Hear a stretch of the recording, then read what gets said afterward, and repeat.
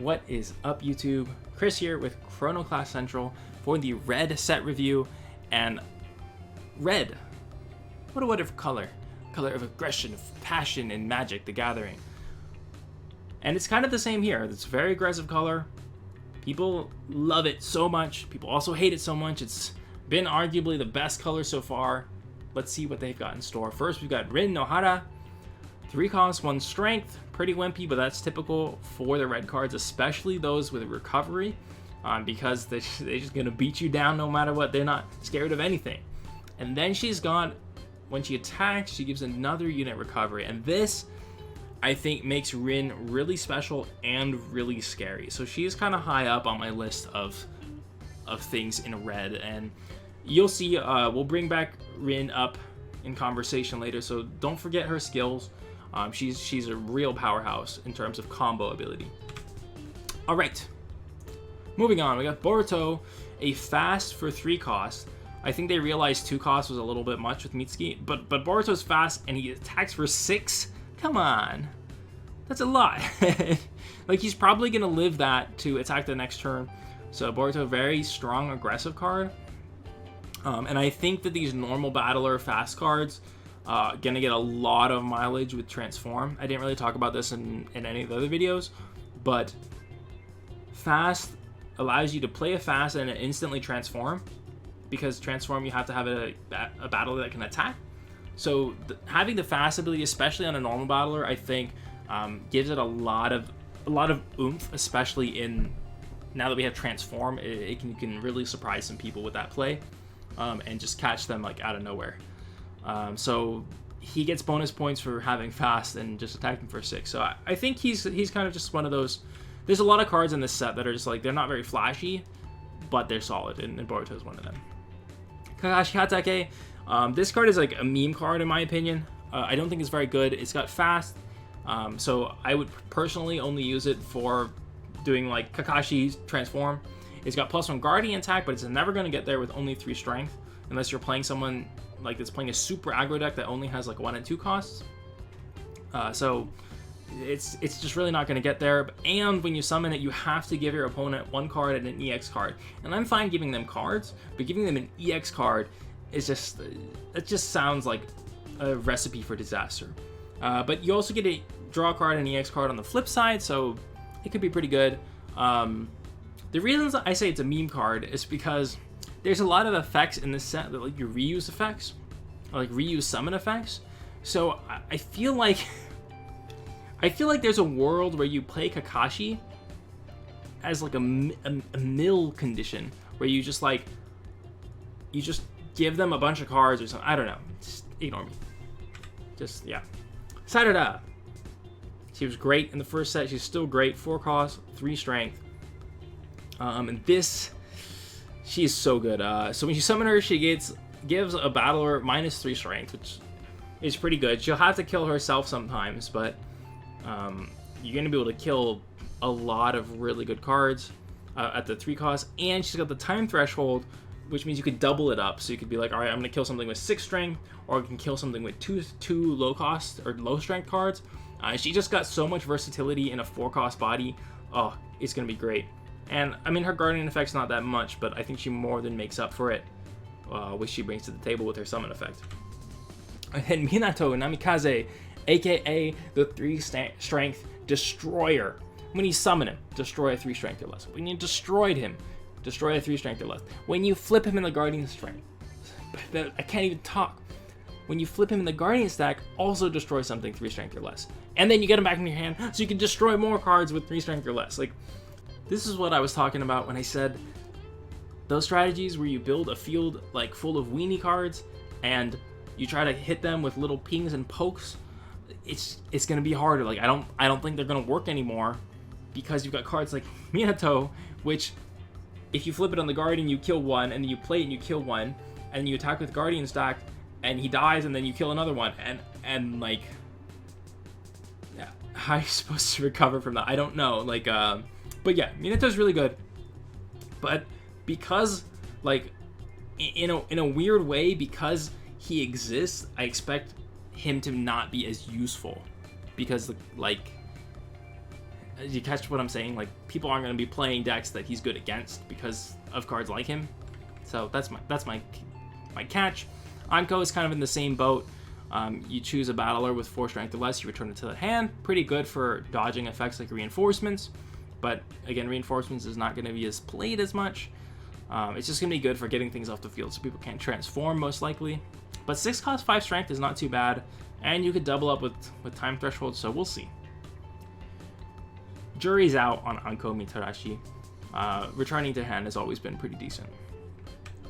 And then we got Naruto in all his cloaked Ninetales glory. He's a 7 cost 5 strength, so pretty good stats.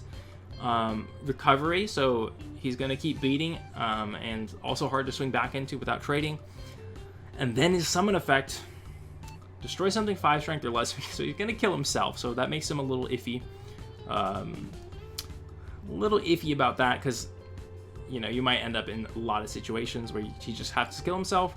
And he's got time threshold, so he can kill 2. So Naruto when he's good, he's gonna be just blow people out of the water, and when he's bad, he's just gonna be stuck in your hand with no way to play him.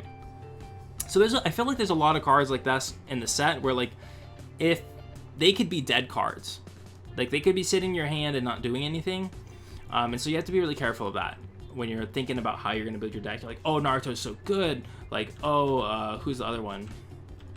Oh, Sarada's so good. But then if your opponent has nothing on the field, they have to kill themselves. So keep that in mind. And he's got +1 time on the Guardian. Come on, Naruto. Give other people a break. So we got Jiraiya now. So +1 Guardian attack and recovery, and 7 strength. So he's just not saying, he's beating up everybody. So he's going to definitely be a killer of the Guardian stack and hard to get rid of. You've got, when you summon him, you untap one of your battlers and you can double it up. So I think that Jiraiya is going to be really good just for those recovery decks. You play a lot of recovery, you swing, then you untap them, so your opponent can't attack into you.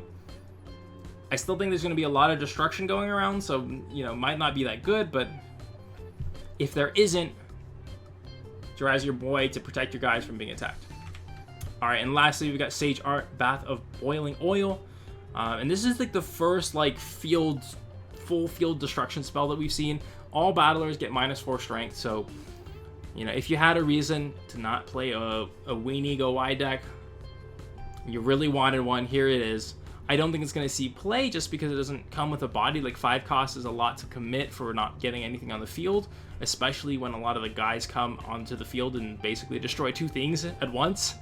Like Sarada costs 4, gives -3 to 2 things, which probably is as much as they're going to have, and you've got someone on the field now. Sage Art costs 1 more than that, does nothing, doesn't trade with anything when you flip it in the Guardian stack. Like, actions are just like really bad, and maybe they should stay that way. Maybe they should be that way just because if they're too good, then they just can't interact with them. But yeah, that's the story for another day. Alright, we finally made it to the EX card. Sasuke Uchiha is an absolute beast. Fast and +3 Guardian attacks. So he's going to hit 4, which is insane. 4 strength means he's probably going to die along the way. But if we rewind a little bit, you guys remember Rin can give Sasuke recovery. If you rewind even farther back into another video, Mitsuki can give Sasuke recovery. And what happens when you've got a 4 Guardian hitting Sasuke beast with recovery? You're gonna lose a lot of Guardians. So Sasuke is kind of weird because I think he fits in aggressive decks because of that, but he also kind of fits in the controlling style decks because then you have a cheap EX card and you can just like have the Rin combo, like Rin Sasuke combo, like, okay, I'm ready, I got Rin on the field, let me sacrifice something else for Sasuke and just blow up almost all their Guardians. So Sasuke is looking pretty good. Alright, then we got Jiraiya, 6 cost, 5 strength. That's a solid stat line to be at. 6 cost is pretty easy to get, especially if you're playing a lot of like 6 cost guys.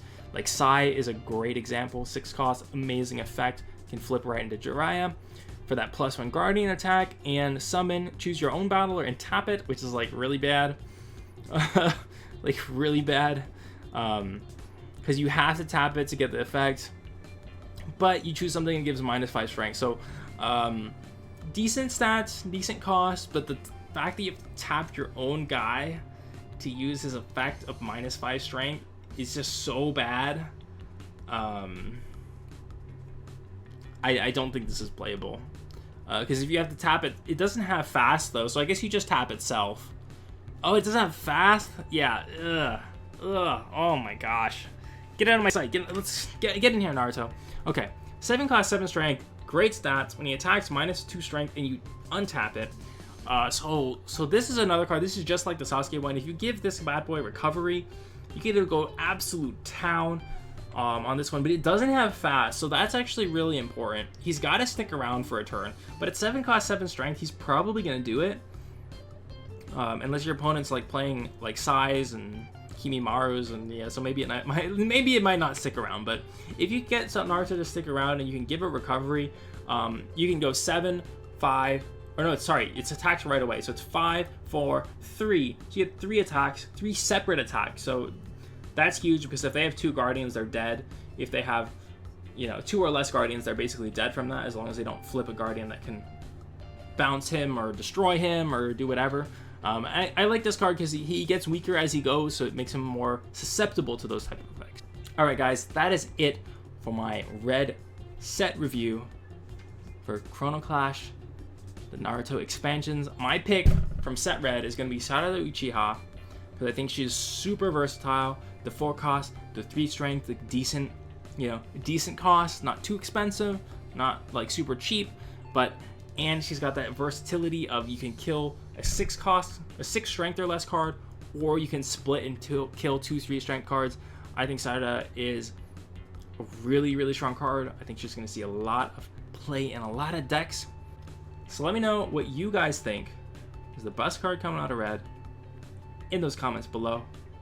Thank you so much for watching. Keep on learning, keep on having fun. Have a wonderful day, and I hope to see you in another video here at Chrono Clash Central. Peace.